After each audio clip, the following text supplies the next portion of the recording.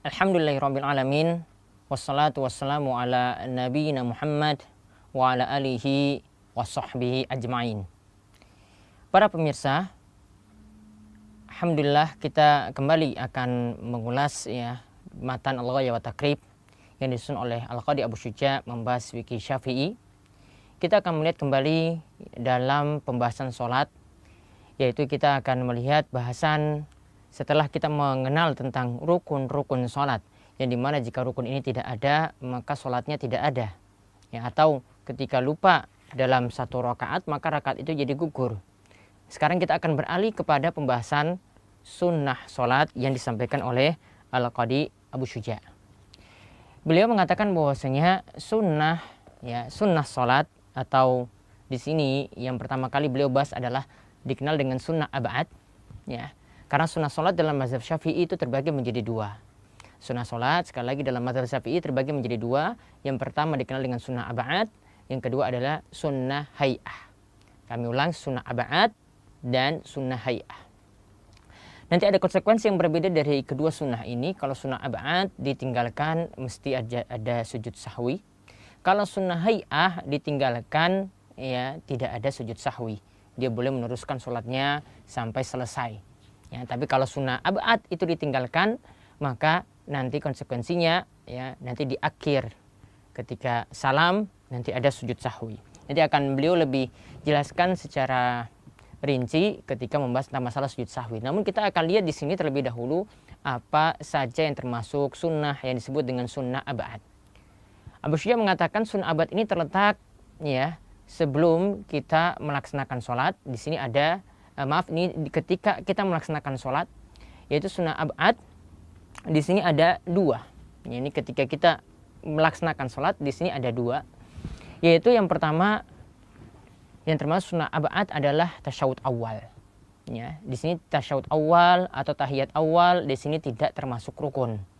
Tidak termasuk rukun. Artinya jika seorang itu sudah di rakaat kedua, kemudian saat akan tahiyat dia langsung bangkit ke rakaat ketiga, maka yang dia tinggalkan dari tahiyat awal ini dia tidak perlu kembali. Dia tidak perlu kembali, tapi dia melanjutkan rakaat ketiga. Kalau ada rakaat keempat dia lanjutkan rakaat keempat, baru terakhir ketika di akhir sholat baru ada sujud sahwi. Baru ada sujud sahwi. Tasyahud awal di sini termasuk sunnah ab'ad. Termasuk sunnah ab'ad. Nah, itu yang pertama. Jadi yang termasuk sunnah ab'ad itu adalah tahiyat atau tasyahud awal.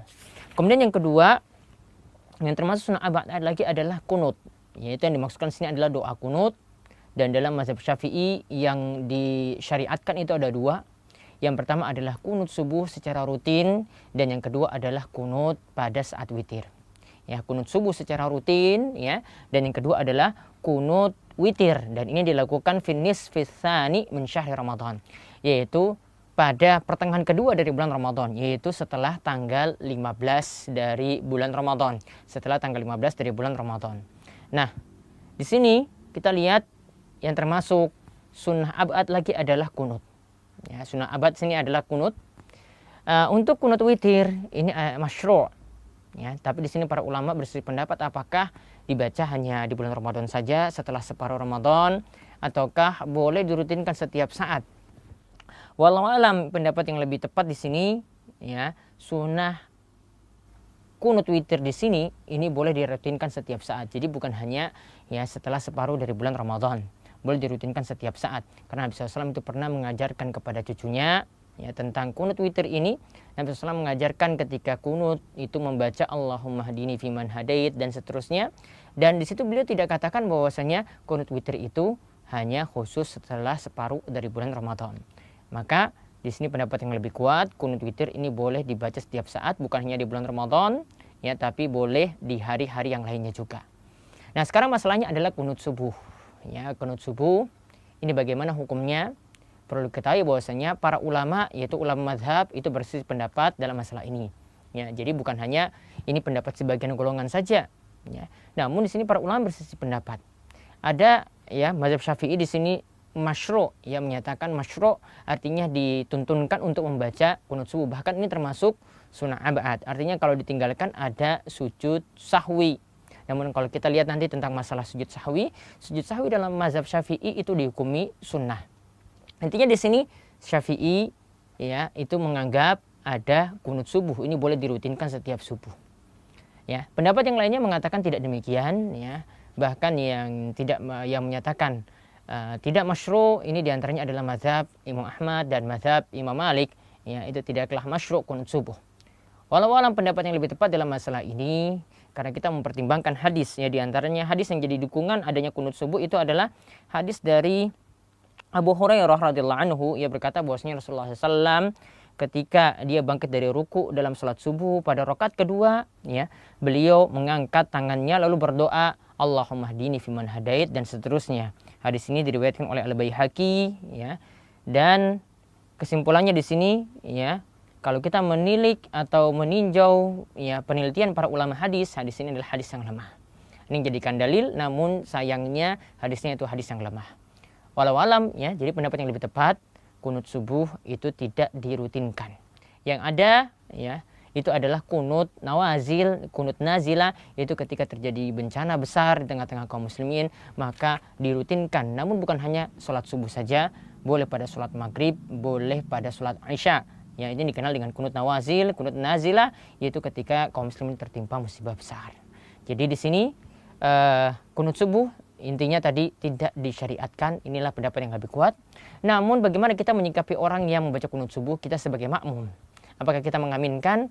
Pendapat yang lebih tepat di sini adalah tetap mengaminkan. Karena apa? Ini akan lebih menyatukan hati kaum muslimin, ya, tidak saling cekcok ketika berjamaah. Dan Imam Ahmad juga berpendapat demikian. Imam Ahmad ketika ditanya ada imam yang mengangkat tangan untuk kunut subuh, apakah kita juga mengangkat tangan? Imam Ahmad jawab iya, mengangkat tangan. Ya, Imam Ahmad berpendapat tetap mengangkat tangan jika ada imam yang kunut subuh. Ya, karena apa di sini? Biar kaum muslimin ini bersatu, ya, karena ini dalam masalah yang ada perselisihan dalam masalah pemahaman hadis. Ya, mungkin sebagian ulama tadi ada yang menyetujui hadis tersebut dan ya, wallahu a'lam pendapat yang lebih tepat adalah hadis tersebut yang bicarakan tentang kunut subuh secara rutin adalah hadis yang lemah. Bahkan Nabi SAW sendiri, begitu juga Abu Bakar, begitu juga Umar, ya, dan sahabat-sahabat yang mulia tidak merutinkan kunut subuh tersebut. Ya, sebagaimana dalam beberapa riwayat yang menyebutkan hal ini. Demikian. Jadi sunnah abad kesimpulannya ada dua. Ya, yang pertama adalah tahiyat awal atau tasyahud awal, dan yang kedua adalah kunut. Kunut di sini ada dua macam, ya kunut subuh. Ini menurut mazhab Syafi'i, namun yang lebih tepat tidak ada. Kemudian yang kedua adalah kunut witir, dan ini boleh dibaca setiap saat menurut pendapat yang rajih atau yang paling kuat. Demikian, mudah-mudahan yang singkat ini bermanfaat. Wabillahi taufik wal hidayah. Wassalamualaikum warahmatullahi wabarakatuh.